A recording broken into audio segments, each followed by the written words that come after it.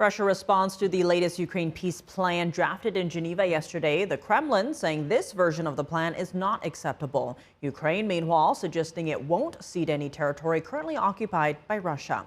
NTD's international correspondent Arian Pozdar has the latest. Peace plans for the conflict in Ukraine are developing fast.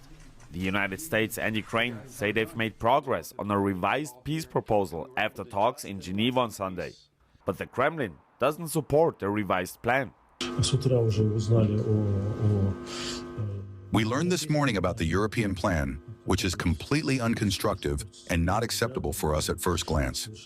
Mr. Rubio announced that the U.S. side has been completely satisfied by the Geneva talks with the Ukrainians. But he also said that there were 26 points, so there were a lot of different speculations. It is unclear whom to believe. The White House says the new framework strengthens protections for Ukraine and keeps its sovereignty non-negotiable. Kiev suggests it doesn't support a previous U.S. drafted plan, which would have included Ukraine ceding occupied territory. Putin wants legal recognition for what he has stolen, to break the principle of territorial integrity and sovereignty. And that's the main problem. Zelensky added that Ukraine will continue working with its partners like the US and European nations. The European Council president also says the bloc will keep on supporting Ukraine as peace talks are moving forward. British Prime Minister Keir Starmer weighed in as well on Monday.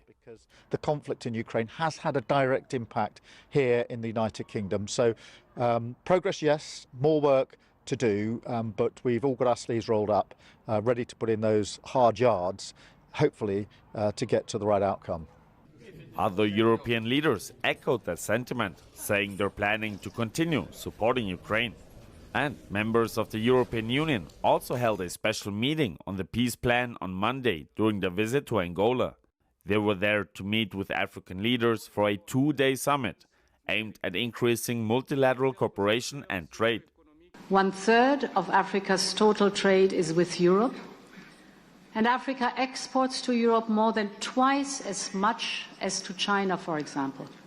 The summit also seeking to improve EU relations with African nations, where China has sought increasing economic influence. Arian Pozdar, NTD News.